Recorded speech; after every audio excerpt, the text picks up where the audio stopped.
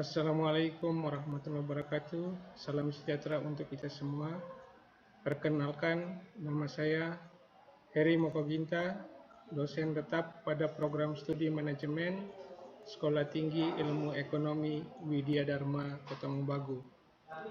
Spesialis saya mengajar salah satu mata kuliah yaitu mata kuliah kewirausahaan dengan bobot SKS, 3 SKS, kode mata kuliah MKK 61C310.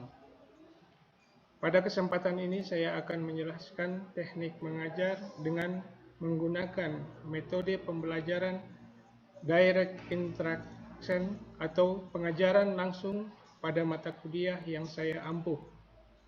Sebelum saya menjelaskan teknik pengajaran saya, terlebih dahulu saya menjelaskan deskripsi singkat mata kuliah kewirausahaan dengan capaian pembelajarannya. Selanjutnya, deskripsi singkat mata kuliah kewirausahaan, di mana mata kuliah ini mengajarkan bagaimana menjadi wirausahawan yang memiliki ide atau gagasan usaha menjadi lapangan usaha, dan dengan memahami situasi dan kondisi yang terjadi di sekitar, sehingga dapat mencetak wirausahawan yang sukses dan dapat menciptakan lapangan kerja bagi orang lain. Mata kuliah tersebut juga merupakan implementasi dari berbagai teori yang diajarkan dalam kewirausahaan, sehingga mahasiswa diharapkan dapat menjadi wirausahawan baru yang memiliki ide dan implementasi mengenai lapangan usaha baru guna memajukan perekonomian pribadi maupun perusahaan. Berikut capaian pembelajaran mata kuliah kewirausahaan. A. Sikap. 1. Bertakwa kepada Tuhan Yang Maha Esa dan mampu menunjukkan sikap religius. 2. Menginternalisasi nilai, norma, dan etika akademik. 3. Menghargai keanekaragaman budaya, pandangan, agama, dan kepercayaan, serta pendapat atau temuan orisinil orang lain. 4. Bekerja sama dan memiliki kepekaan sosial serta kepedulian terhadap masyarakat dan lingkungan. 5. Taat hukum dan disiplin dalam kehidupan bermasyarakat dan bernegara. 6. Menginternalisasi semangat kemandirian, kemajuan, dan kewirausahaan. 7. Menunjukkan sikap bertanggung jawab atas pekerjaan di bidang keahliannya secara mandiri. B. Penguasaan pengetahuan. 1. Menguasai konsep teori, metode, dan perangkat analis fungsi manajemen, yaitu perencanaan, pelaksanaan, pengarahan, pemantauan, dan evaluasi, serta pengendalian. Dan fungsi organisasi, yaitu pemasaran, sumber daya manusia, operasi, dan keuangan pada berbagai jenis organisasi. 2. Menguasai konsep dan teknik menyusun rencana strategis dan menjabarkannya dalam rencana operasional. 3. Menguasai kaidah, prinsip, teknik, dan komunikasi lintas fungsi, level organisasi, dan budaya. C. Keterampilan khusus. Mampu melaksanakan fungsi organisasi, yaitu pemasaran, operasi, sumber daya manusia, keuangan, dan strategi pada level operasional di berbagai tipe organisasi. 2. Mampu berkontribusi dalam penyusunan rencana strategis organisasi dan menjabarkan rencana strategis menjadi rencana operasional organisasi pada level fungsional. 3. Mampu mengambil keputusan manajerial yang tepat di berbagai tipe organisasi pada tingkat organisasi berdasarkan analisis data dan informasi pada fungsi organisasi. D. Keterampilan umum.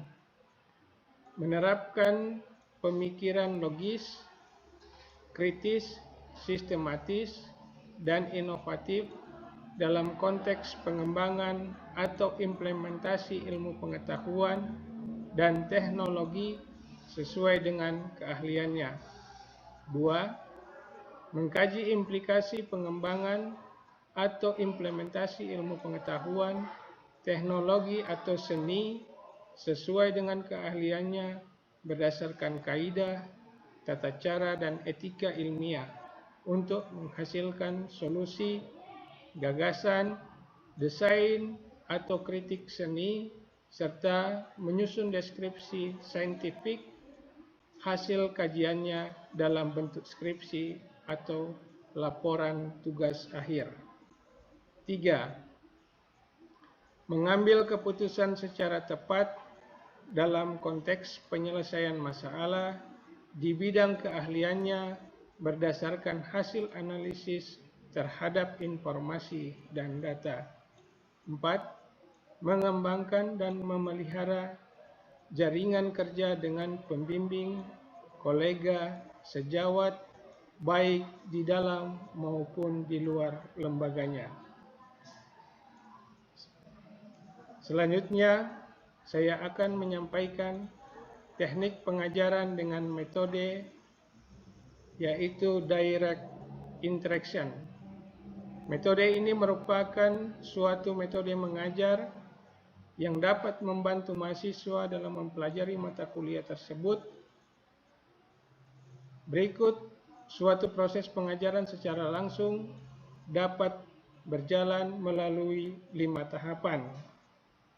Tahapan pertama yaitu penjelasan tentang tujuan dari mata kuliah yang disampaikan pada pertemuan pertama, di mana ada penjelasan tentang deskripsi singkat mata kuliah dan rencana pembelajaran semester atau disingkat dengan RPS. Kemudian pada pertemuan pertama juga membicarakan kontrak perkuliahan yang disepakati antara mahasiswa dan dosen, termasuk kedisiplinan dalam mengikuti perkuliahan.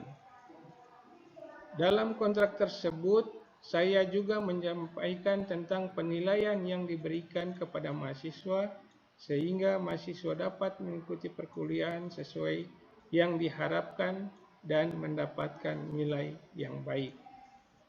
Tahapan kedua, materi perkuliahan yang diajarkan akan diberikan kepada mahasiswa lewat WhatsApp group dengan harapan mahasiswa dapat mempelajarinya sebelum perkuliahan berikutnya.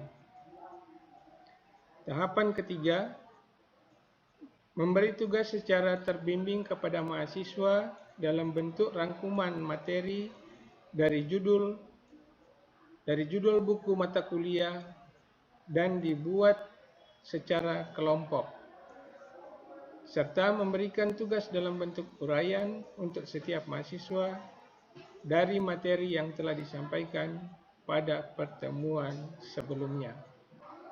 Tahapan 4, mengecek pemahaman tentang materi kuliah sebelumnya, serta memberikan umpan balik sehingga terjadi interaksi dan partisipasi antara mahasiswa dan dosen agar proses pembelajaran dapat tercapai sesuai yang diharapkan. Proses perkuliahan yang saya lakukan dapat secara daring dan luring. Adapun perkuliahan secara daring dengan menggunakan aplikasi Zoom Meeting. Untuk lebih memperjelas materi-materi kuliah yang kurang dipahami oleh mahasiswa, saya juga membuat WhatsApp group agar diskusi tetap berjalan di luar dari jadwal perkuliahan. Selanjutnya, tahap 5, memberikan latihan secara mandiri, yakni setiap mahasiswa membuat makalah secara individu dengan judul yang berbeda antara mahasiswa serta dipresentasikan sesuai dengan jadwal yang disepakati. Demikian deskripsi singkat dari mata kuliah kewirausahaan. Selanjutnya, saya akan menampilkan proses pembelajaran saya untuk mata kuliah kewirausahaan. Ini itu berapa SKS ya untuk mata kuliah kewirausahaan? 3 SKS ada. Baiklah, di sini mengenai judul pengertian kewirausahaan. Nah, jadi tentunya setiap mahasiswa yang akan menyelesaikan studi itu biasa tetap hanya ada 2 pilihan, yaitu bagaimana dia bisa menyelesaikan studi, kemudian untuk mengikuti sebagai pegawai negeri, maupun tentu kalau tidak jadi pegawai negeri atau pegawai apa saja, berarti kita harus ada pilihan, yaitu mengenai entrepreneur atau orang yang menciptakan pekerjaan yang berguna bagi diri sendiri.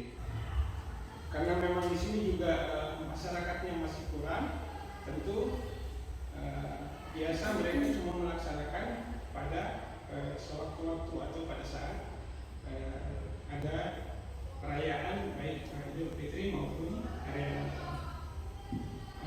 Lanjut, entrepreneur di sini itu orang yang mampu mengolah sumber daya yang akan menjadi suatu produk yang mempunyai nilai. Nah, jadi seorang entrepreneur itu dia mampu mengolah sumber daya yang ada menjadi suatu produk yang mempunyai nilai. Jadi contohnya kita bikin usaha semacam produk mebel, jadi membuat lemari. Tentunya kan ini suatu barang kalau masih berbentuk bahan baku, tentu barang itu belum bisa dikatakan sebagai produk yang ada nilai karena masih berbentuk bahan baku. Tapi kalau dia produk itu umpamanya kayu ini sudah berbentuk meja atau berbentuk lemari, itu bisa dikatakan dengan barang yang sudah mempunyai nilai atau nilai jual. Kita bikin usaha semacam produk mebel, jadi membuat lemari. Tentunya kan ini suatu barang kalau masih berbentuk bahan baku, tentu barang itu belum bisa dikatakan sebagai produk yang ada nilai karena masih berbentuk bahan baku. Tapi kalau dia produk itu umpamanya kayu ini sudah berbentuk meja atau berbentuk lemari, itu bisa dikatakan dengan barang yang sudah mempunyai nilai atau nilai jual.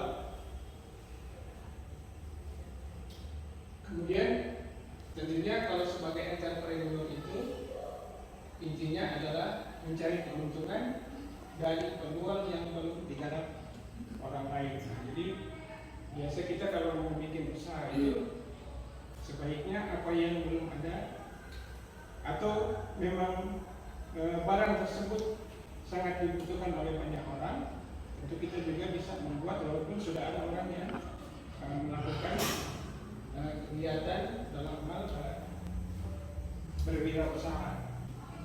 Berikut di sini tadi kan seorang entrepreneur, jadi dia mampu mengelola sumber daya.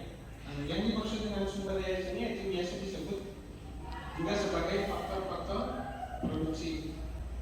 Faktor-faktor produksi ini terbagi menjadi 4, yaitu modal, tenaga kerja, skill kewirausahaan, dan lahan atau tanah. Jadi tentunya kalau digarap orang lain. Nah, jadi biasa kita kalau mau bikin usaha itu sebaiknya apa yang belum ada atau memang barang tersebut sangat dibutuhkan oleh banyak orang, tentu kita juga bisa membuat walaupun sudah ada orang yang melakukan kegiatan dalam hal berwirausaha. Faktor-faktor produksi ini terbagi menjadi 4, yaitu modal, tenaga kerja, skill kewirausahaan, dan lahan atau tanah. Jadi tentunya kalau kita membuat seorang wirausaha untuk mengelola suatu usaha, tentunya kita harus ada 4 macam modal, yaitu tenaga kerja, kemudian skill kewirausahaan, lahan atau tanah. Kemudian setelah lulus kemana? Di sini kalau setelah lulus ini kemana, ini yang perlu kita pertanyakan, karena sebentar nanti kan kalian akan, jadi kalau memang mahasiswa itu akan menyelesaikan studi pada bulan Maret, berarti kita sudah siap-siap terjun sebagai tenaga kerja, baik kita berwirausaha atau bekerja di baik di negeri maupun di swasta. Jadi ini kalau kita ada Allah, tentu kita bisa memberi apa saja tanpa meminta pada orang tua. Berikut, bagaimana saudara mempunyai uang untuk sesuatu yang diinginkan. Jadi, tentunya di sini berarti ada 2 pilihan. Bagaimana supaya kita bisa dikatakan ada peningkatan atau ada perubahan, tentunya bagaimana kita bisa mensejajarkan antara nilai pendidikan dengan nilai di kehidupan nyata itu minimal sama dengan nilai. Dalam artian kita jangan cuma mengharapkan bantuan dari orang tua. Tentunya kita juga bagaimana untuk bisa berwirausaha. Selanjutnya sini ada Dharma Bakti pejuang ekonomi, kemudian sikap negatif masyarakat. Nah, di sini PBB, jadi Perserikatan Bangsa-Bangsa. Jadi dia juga memberikan suatu komentar bahwa suatu negara mampu membangun apabila memiliki wirausaha itu ada 2%. Di Indonesia 3 juta wirausaha besar. Nah, di sini sudah digabung DP wirausaha yang besar maupun sedang cuma 3 juta. Jadi harusnya dia mencetak 30 juta wirausaha kecil, baru bisa Indonesia itu dikatakan negara maju atau sejajar dengan Jepang. Seorang wirausaha itu bertanggung jawab sangat besar. Banyak keputusan yang harus dibuat walau orang menguasai persoalan. Jadi kalau kita pakai usaha, pokoknya usaha bengkel, tentu di situ kan kita kenapa dibuka itu kita selalu tahu DP hasil itu berapa. Tentu di situ kita harus membuat keputusan-keputusan yang harus dibuat walaupun perlu kita kuasai usaha yang kita buka itu. Karena kalau kita tidak bisa mengambil keputusan, tentu ada hal-hal yang umpamanya belum diperlukan betul langsung mengadakan, sebentar nanti itu modal sudah bisa dipakai di yang lain. Sementara untuk usaha ini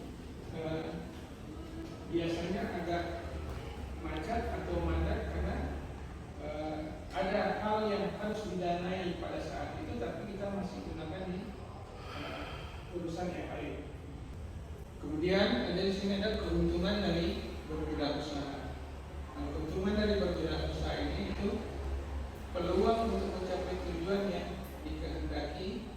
Jadi ada peluang untuk mencapai tujuan yang dikehendaki kalau kita berwirausaha. Kemudian keuntungan yang kedua, peluang untuk mendemonstrasikan potensi seseorang secara penuh. Jadi situ kita akan melihat apakah potensi kita dalam berwirausaha itu bisa atau tidak, karena biasanya ada yang pada saat mulai itu masih menggebu-gebu, tapi setelah perjalanan waktu sudah mulai hilang itu semangat untuk melaksanakan usaha. Kemudian keuntungan yang ketiga yaitu peluang untuk memperoleh manfaat keuntungan secara maksimal. Jadi ada peluang untuk mendapatkan keuntungan secara maksimal. Jadi kita bisa kalau itu usaha kita membuat lebih besar, hasil juga akan besar. Kemudian keuntungan yang terakhir yaitu peluang untuk membantu masyarakat yang usaha konkret. Jadi peluang membantu masyarakat dengan usaha yang konkret atau usaha yang nyata.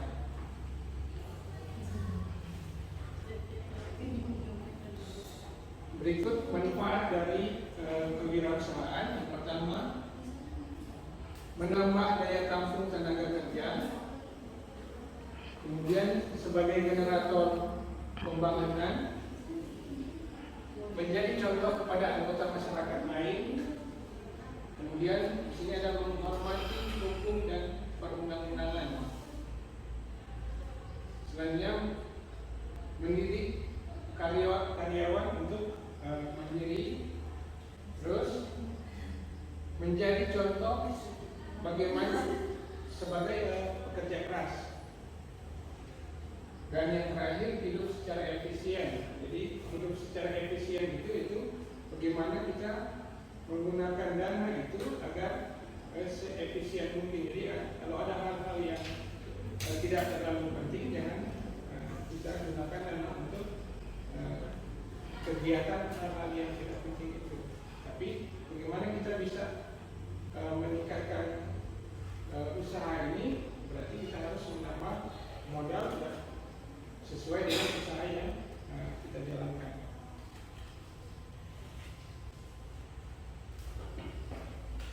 Berikut sini ada pandangan sebagian besar masyarakat. Jadi ada pandangan sebagian besar dari masyarakat itu mengenai wirausaha. Itu pertama, menginginkan adanya sekolah tinggi. Jadi biasa itu rata-rata kalau memang pengusaha yang sukses tentu DP anak-anak juga dorong ke sekolah ya, paling kurang ada yang di kedokteran.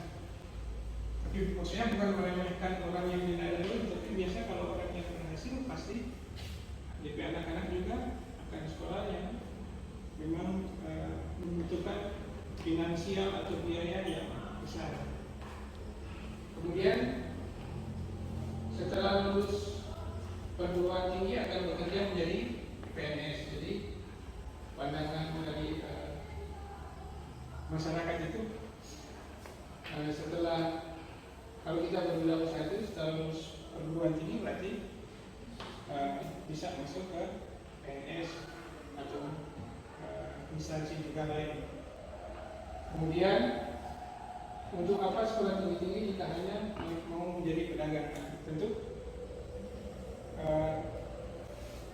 justru kalau kita ada pendidikan, tentu kan tidak mungkin kalau seorang ada pendidikan yang tinggi sementara kita mengelola usaha itu kan kalau tidak bisa kita jalankan, berarti orang yang akan mengelola itu akan bisa usaha itu akan dikuasai oleh orang yang mengelola. Tapi kalau kita mempunyai pendidikan, tentu kita juga bisa melihat perkembangan perkembangan dari usaha tersebut. Tapi kalau kita tidak sekolah, pasti usaha itu juga biasa orang bikin bodoh kan tidak akan bisa berjalan terus. Kemudian sini ada rata-rata lupa bahwa sebagian masyarakat Indonesia beragama Islam dan ajaran Nabi Muhammad bahwa pekerjaan yang baik adalah berdagang. Jadi ini kalau menurut kajian secara agama.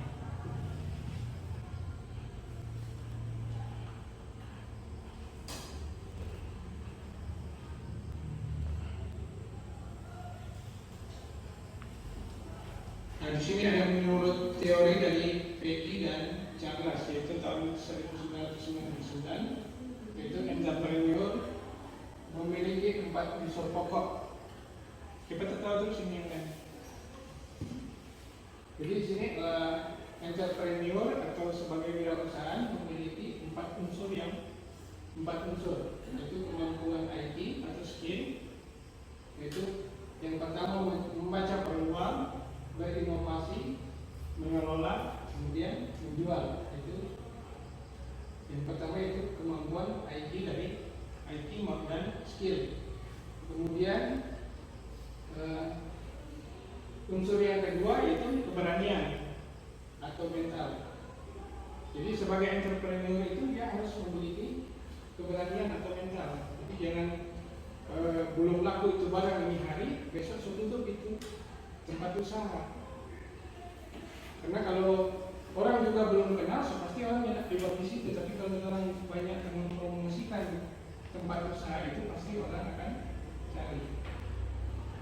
Jadi harus ada keberanian atau mental. Mental di sini itu mengatasi ketakutan, kemudian mengendalikan risiko. Kemudian yang ketiga itu keluar dari zona kenyamanan. Jadi itu unsur yang kedua. Selanjutnya unsur yang ketiga dari seorang entrepreneur yaitu ketangguhan hati. Kemudian unsur yang keempat yaitu kreativitas. Jadi kreativitas ini yaitu mencari peluang. Jadi mencari peluang itu kita jangan hanya berharap. Kalau sekarang kan orang untuk barang-barang yang tidak mudah rusak itu atau berbentuk kain atau apa saja itu kan yang membuat belanja saja itu kan bukan cuma yang orang di Kota Baru. Jadi di Jakarta sana orang dari Papua bisa langsung belanja siapa kain. Jadi kita harus mencari peluang. Jadi jangan berharap konsumen yang ada di tempat. Kemudian tentu harus ada pendidikan. Nggak mungkin kalau orang yang membuka usaha sedang membaca saja yang tahu, pasti orang lain bisa bikin bodoh di tempat usaha. Kemudian ada dorongan ambisi. Jadi setiap seorang entrepreneur itu tentu ada dorongan ambisi. Jadi bagaimana supaya dia bisa sama dengan yang entrepreneur yang lain, tentu dia harus ada ambisi. Dan yang terakhir yaitu pintar berkomunikasi, memaparkan bagaimana memperoleh penghasilan. Nah, di sini ada employee atau karyawan, kemudian ada yang kedua self employee atau wira swasta, dan berikut ada B atau business owner atau pemilik bisnis, dan yang keempat ada investor. Nah, jadi di sini mana yang terpilih sebagai seorang entrepreneur itu tentu harus tahu bagaimana sebagai karyawan, sebagai wirausaha, sebagai pemilik bisnis, dan orang yang